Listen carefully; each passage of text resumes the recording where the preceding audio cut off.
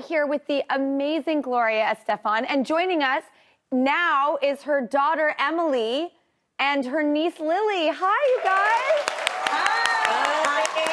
Hi, girls. Good morning. Good morning. And by the way, I love your yellow table, Drew. Thank you. It's in honor of you. It's a table of hope.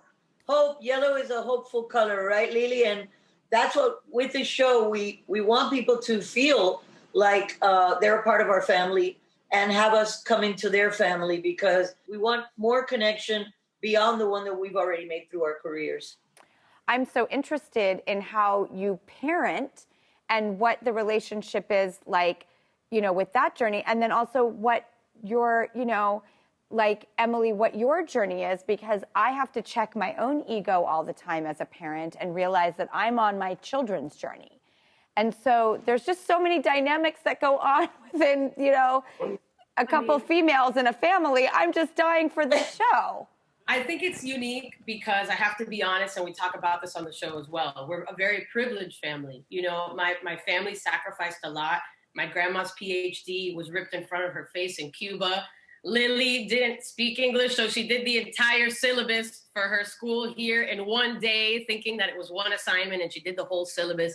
You know, like, my family has sacrificed for us to be able to sit there at that table. So I just want to be there for young kids and anybody that's watching, and show them that, like you said, it is possible to have these conversations. My mom and Lily and I don't always agree or get along. And that's okay. But we come from a place of respect, and we try to talk. And that's what it is. I hope that everybody grabs a table, whatever color, yellow, purple, rainbow, sand table, whatever. Just a safe space for you to meet with your family and talk. That's what I'm excited for. I love that you say we come from so much privilege. I'm always acknowledging that. I grew up in a lot of different extremes. So I've seen a lot of different aspects and sides to life. And I'm just so excited for this. And I'm so excited for the conveyance of speaking with your family and putting it all out on the table, pun intended and literally. This is just so excited. Do you guys mind if I ask you a couple quick questions that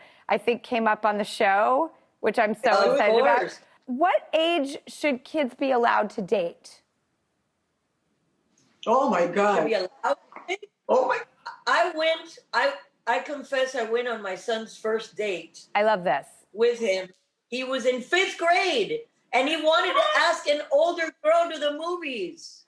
And I didn't want to tell him no. And then Emily never dated. So or at least I didn't know she was dating. Let's put it that way. She was like, how do I get my mom to not come on this date? I'm just not going to tell her. Thank God, or else you would have been on all my dates.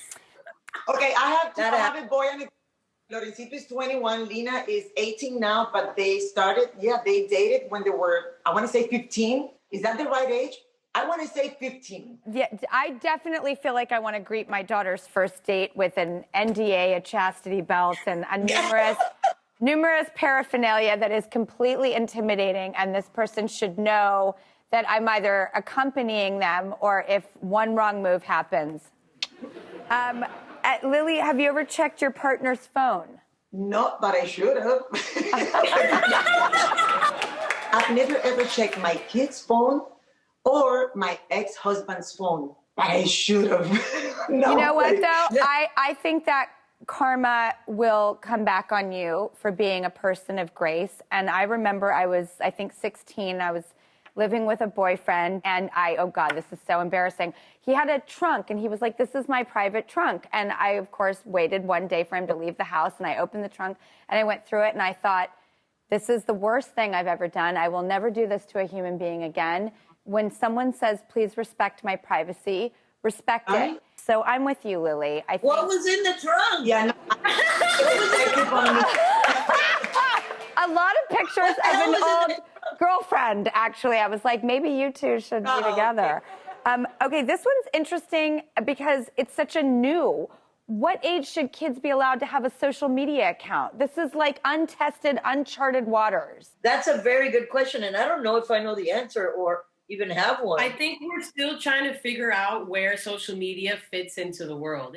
My big problem is the imbalance and the fact that our lives are pinpointed to a screen. It's taking over our lives. You don't want to eat the food, you want to take a picture. You don't want to listen to the concert, you want to get the right video. I think over time, we're going to find that this actually has a negative influence on our actual neurons. But for now, I would say if you I don't have a child, but if they were old enough, I would closely monitor it and like severely limit the time that they would have on social media. It scares me a lot. And I'm not a parent. I'm just speaking as a millennial, and it scares me because I've caught myself like, why am I on my phone right now?